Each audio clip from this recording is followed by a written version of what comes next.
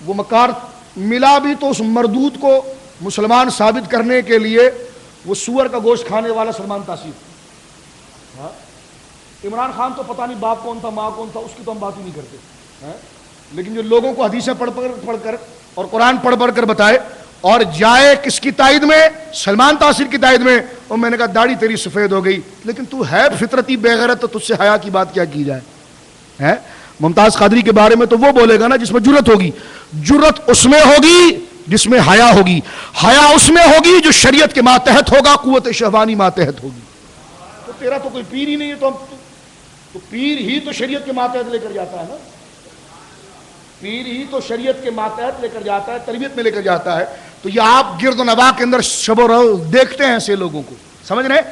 ان کا حضرت عثمان غنی کا اگر یہ ڈرامہ کر کے یوم بھی کر لیں تو ان کا عثمان غنی سے کوئی تعلق نہیں ہے، کیونکہ قدرت ان کو آزماتی ہے، قدرت ان کو آزماتی ہے کہ نام ابو بکر کا رہنے والے ہو جو مسلمہ کذاب کی چمڑی اتار کر رکھ دیں اور ساتھ دے تو سلمان تاثیر کا، تو تمہارا صدیق اکبر سے کیا تعلق ہے؟ سمجھ میں آئی بات آپ کی؟ نام ہو سیدنا فاروق اعظم رضی اللہ تعالیٰ کے ذکر کا اور حیا اور غیرت کا پہلو تمہارے اندر نہیں، میں قربان جاؤں غوث اعظم رضی اللہ تعالیٰ پر. فرمایا کہ منکر اور شریعت کی مخالفت کی بات پر زجر و توبیح وہی شخص کر سکے گا جس کے اندر حیا کی فضیلت کا گوشہ اتنا زیادہ ہوگا. تو یہ اتنی بڑی چیز ہے، سمجھے آپ؟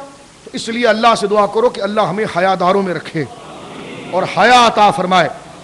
ہاں یہ نہیں ہندوؤں کے بھجن پڑھوا رہے ہیں، ان کے منتر پڑھوا رہے ہیں. اعلیٰ حضرت فاضل بریلوی سے کسی نے پوچھا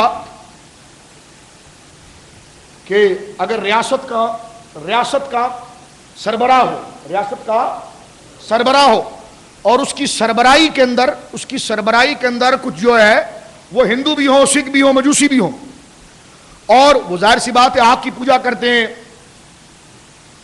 وہ کفر کرتے ہیں، تو کیا ریاست کا امیر ان کو یہ کہنا جائز ہے کہ ہاں بھائی تم اپنی مندروں میں عبادت کرو، ہم اپنے مسلمانوں کریں گے؟ اعلیٰ فرمایا یہ بھی کفر ہے. یہ بھی بولیے. تو جس طرح سلمان تاثیر کے دلال نے یہ جو بات کی، انہوں نے کہا جی اب ہم نے اللہ اللہ کر لیا، اب آپ رام رام کرو معاذ اللہ.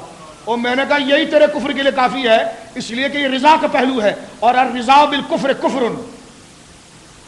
اعلیٰ نے فرمایا کہ ہاں ریاست کا بھی اگر امیر ہو تو مذہبی بنتا ہے، تو شیخ الاسلام بنتا ہے، تو مذہبی بن کر ان کو کہہ رہا ہے کہ بھجن کرو، اجازت دے رہا ہے. ریاست کا اگر امیر سیاسی اعتبار سے بھی جملہ نہیں کہہ سکتا کہ وہ ہندو جا کر گویا کہ اپنے پنڈت کے ساتھ بیٹھ کر بھجن پڑھے اور بھگوانوں کو سجدہ کرے، تو کہا پھر کیا کیا جائے؟ فرمایا سرے سے اس بات کو ذکر نہ کرے، جو ہو رہا ہے بس ریاست کو چلانے کے. سمجھ رہے آپ؟